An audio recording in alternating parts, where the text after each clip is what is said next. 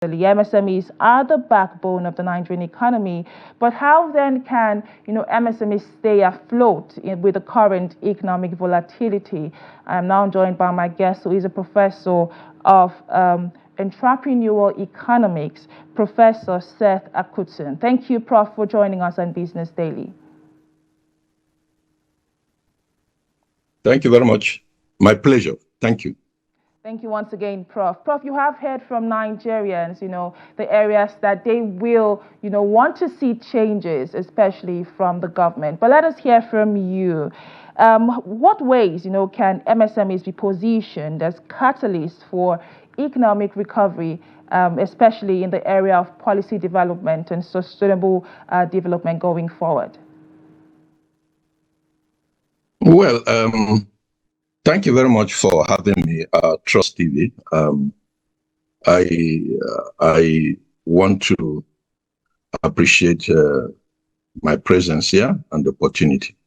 Well, the SME sector is facing a lot of challenges. If the big players in the industry, particularly the manufacturing and the big players, are folding, what will you think of the small players?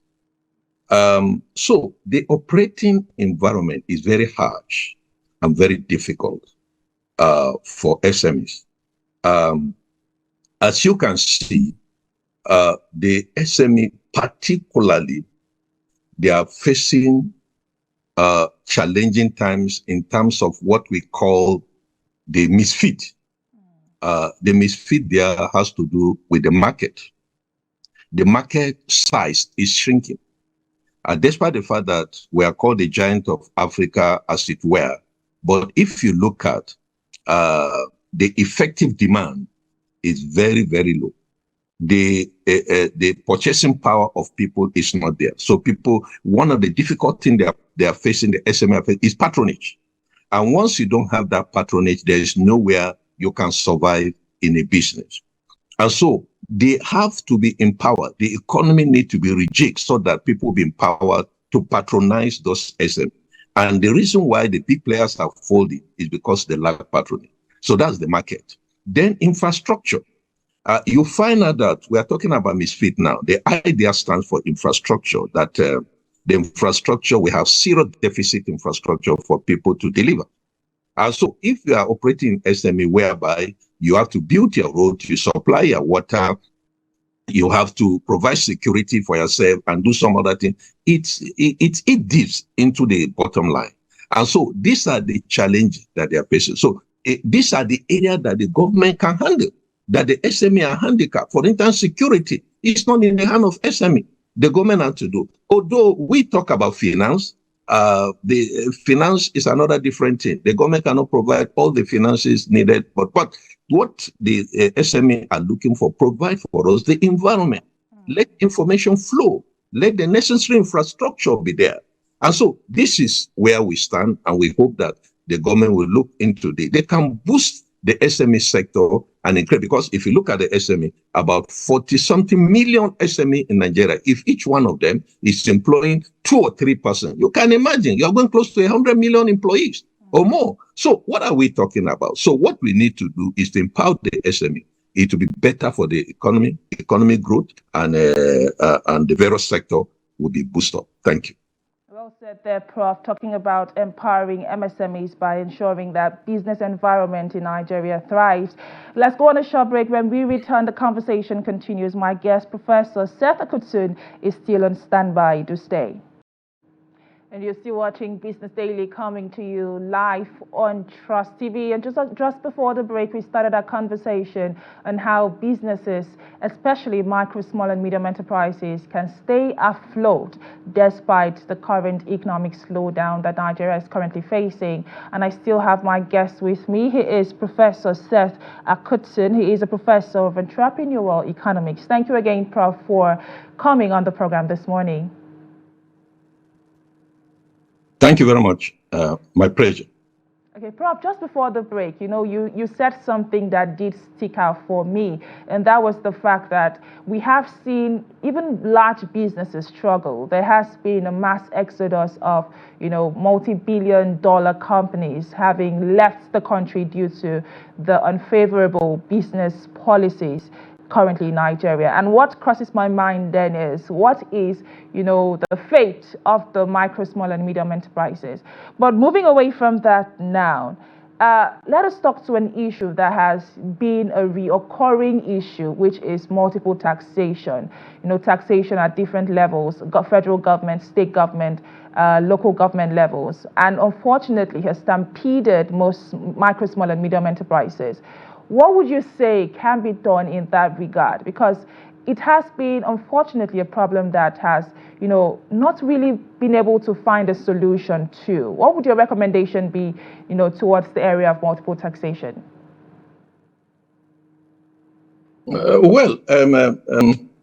Thank you very much. You see, is the challenges that SMEs or MSMEs in Nigeria are facing is multifaceted. The multiple taxation is one of them. If you discover the taxation, virtually the tax system is bringing SMEs down a lot, because at state level, at local government level, at federal level, is all taxes. And what is actually required, that there should be one bus stop whereby these taxes are clear. For instance, if you look at electronic taxation, that is one. If you do it and, increase maybe the tax base, that would be good enough. But to stifle the SMEs growth is killing. And they've been complaining over and over, and nothing is being done. So what is required, because with that taxation, it means the cost of business is going to be higher and higher. And so what government need to do is to provide sometimes some tax holidays, tax incentives. All these are necessary to help the SME, at least to reduce the cost of business, the cost of transaction, the cost of funds, and what have you. So it's required that we should have a centralized or a mini centralized tax system to help them, to grow. For now, the tax, on the SMEs is killing.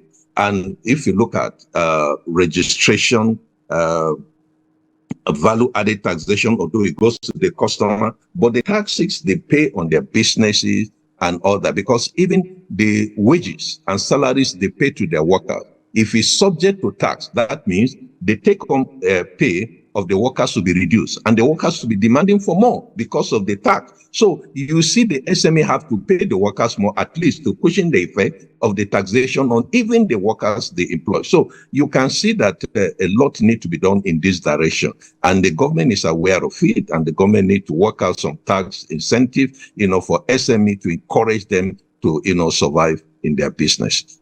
Well said, Prof.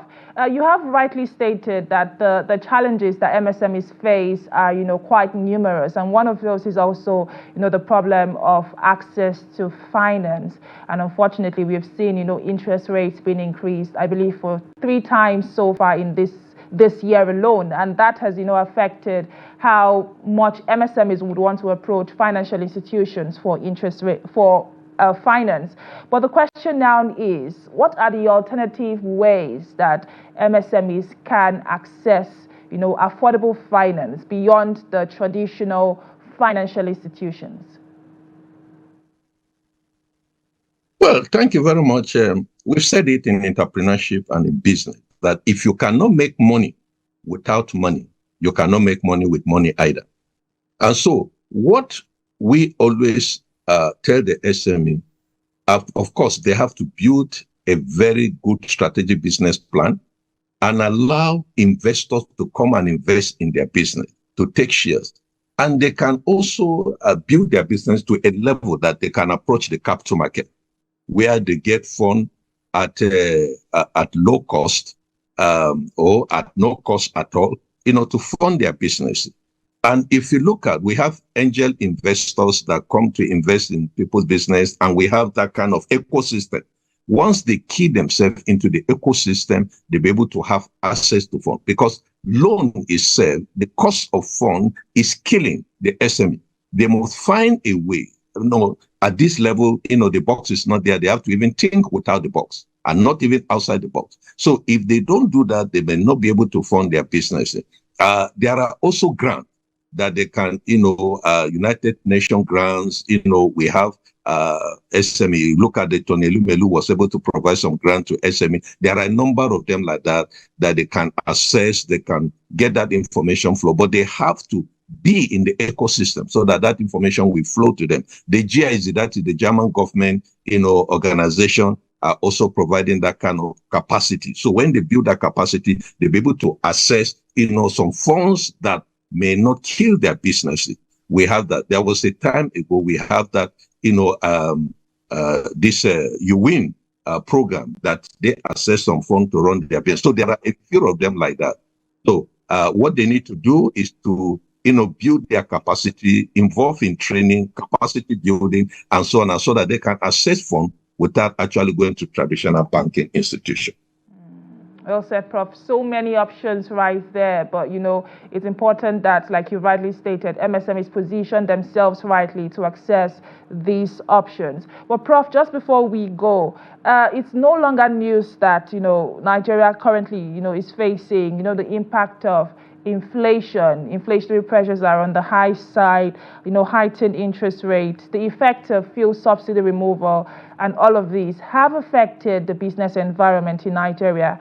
But seeing these challenges that Nigeria is facing, I would like for you to, speak regarding immediate policy interventions that you will be recommending should be, put out to ensure that MSMEs are able to mitigate the impact of the economic slowdown that Nigeria as a country is facing. What would the policy recommendations be from you? Well, you mentioned three things. One, the impact of subsidy removal. Of course, you can see that the cost of transportation, the cost of running generators in business and all of that is also challenging. So the government have made some promises. They've been trying to do one or two things to cushion the effect of the fuel subsidy removal, but it's neither here nor there. We keep on seeing, the business are facing challenge. Even the compressed natural gas vehicle that promised, they are still not there. So if you factor this into the business, I kill it. Now, number two is you can see the interest rate is very high now. If you look at the monetary policy rate that has been released of recent, has also jacked up the interest rate. And so to take funds from the banks is very, very difficult. And the banks too, they are not ready to give any financial support to any business that they do not see the trajectory they can recoup their money within the shortest possible time. And so those are the issue. And then if you look at the rate of inflation, now put at 3.95. So these are what to do. The government is trying, based on the monetary side, it has been challenging. They've been defending the naira. They've been trying to, in one way or the other. But if you see, they need to balance with the fiscal side. For instance, if you look at the amount of money that's been shared at the state level, even also the kind of supply side expenditure from the government is impacting.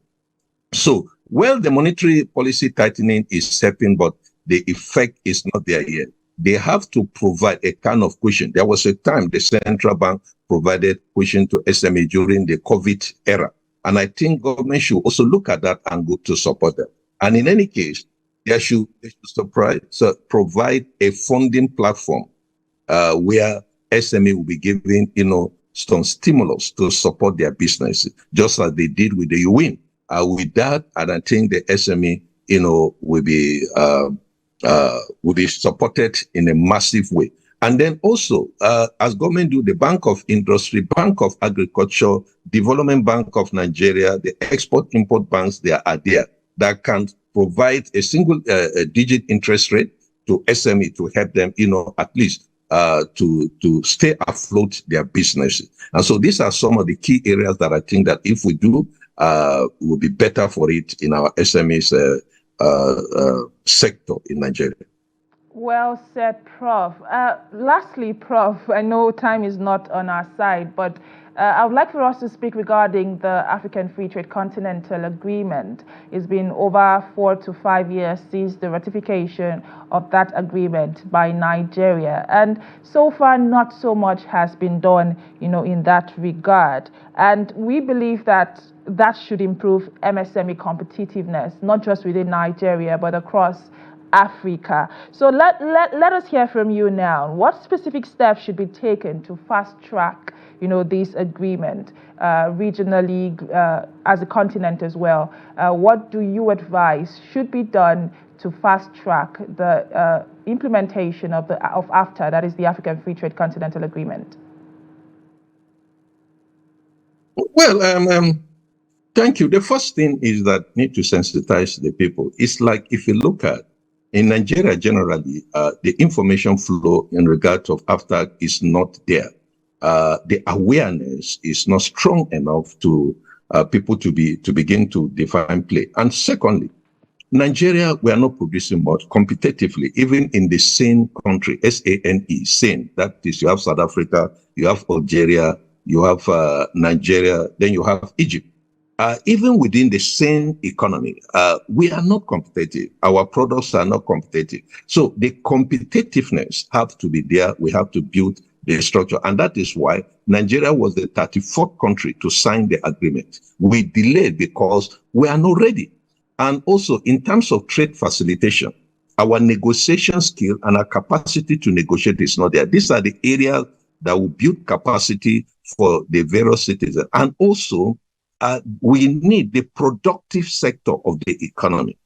We are more or less a consuming economy, depending heavily on importation, including what we even produce in this country. So the government has to play this. But having said that, the difficulty around, that is where businesses come in.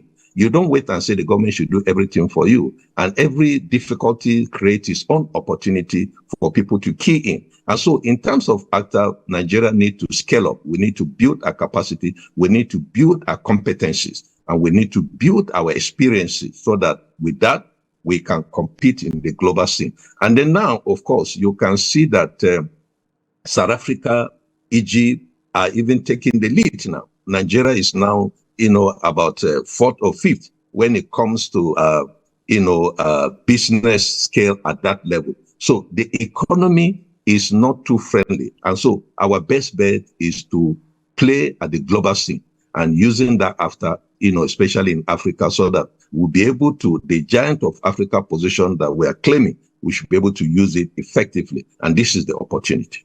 You have made mention of some countries that are already, having implemented AFTA, but are there things that we can emulate from these countries? I understand that some countries within the eastern part of Africa are, highly implementing and using the agreement. But what can Nigeria emulate from these examples that you have mentioned?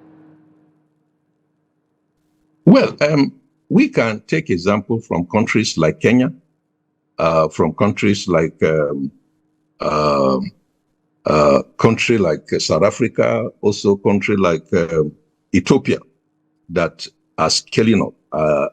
Those are lessons that we can learn, and even Egypt and also Ghana here close to us. If you look at their key in factor in terms of the AFTA, you see that they have taken some steps, and leaps ahead of us. And so one of the experiences is that you create the platform, you create the enabling environment, you cast out a niche for yourself as they are doing. And so that you must know in what product, in what area are you going to play.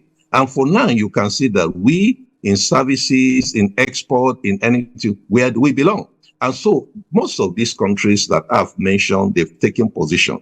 And internationally, if you look at South Korea, they've also taken position like that. If you look at other countries nearby, even China and all that. So if we borrow from this international scene and bring it to our economy here so that we can be big player in the African continent, is going to help us. So there are countries we can learn from. and we can do, land negotiation skill, facilitation, trade facilitation, and what have you. So with that, Nigeria will be a key player when it comes to this African the African scene. And also now, a Nigerian is heading the African Export-Import Bank. And these are areas and he has been coming to Nigeria to see that he help us build the skill. The World Trade Organization is there. What are we doing to key into this big organization, the African Development Bank? So now look at, Nigerians are heading these big institutions. And we are here, and the capacity we have in terms of keying into trade negotiation is not there. So we have leverage on this to build our capacity so that we'll be in a good position to compete within African continent, and then we take it back to the global scene. Thank you. Well said, Prof, especially regarding, Nigeria, taking one or two ideas from this country and implementing it here, to aid trade facilitation across the continent. Thank you, Professor Seth Akutson, who is a Professor of Entrepreneurial Economics. Thank you for all the insight you've shared with us on the program today. Thank you very much. My pleasure. And that was Professor Seth Akutson speaking insightfully, towards how micro, small, and medium enterprises across the nation can stay afloat, especially with the current economic slowdown. He did touch on quite a number of issues, and I believe it is important that we highlight these issues. He touched on, multiple taxation at different levels, from state levels to local government levels, federal government levels, and all of these put together. He mentioned how it is important that businesses are helped to stay afloat by being offered tax holidays and tax incentives, which he did say will ensure that businesses are able to withstand the current harsh economic realities. He also did speak to how businesses can access finance. Unfortunately, currently as we speak, the monetary policy rate is at a very high level, and that is also reducing the levels of small business owners approaching banks for finance and for loans. And he also talked to alternative means by which businesses can access finance. He also did speak towards ensuring that the business climate in Nigeria is favorable for businesses to thrive and to thrive well. He also did touch on the African Free Trade Continental Agreement, and like he did rightly state, Nigeria was the 34th nation to put a pen or put a signature on that agreement, and that agreement is supposed to enhance trade across across Africa, I beg your pardon, without tariffs and duties, and not so much has been done in that regard. But he did give some suggestions on how Nigeria can follow in the footprint of countries such as Kenya, South Africa, and he looks globally as well, talking about Korea and China, towards enhancing trade facilitation. So much has been said today on today's edition of Business Daily. But drop your conversation, drop your comment on social media, and let us hear from you. What was the part of the conversation that did stand out for you towards ensuring that businesses stay afloat within or with the current economic challenges that we are facing? But this is where we draw the curtains on today's edition of Business Daily. My name is Chiamaka Enendu. Thank you for watching, and bye for now.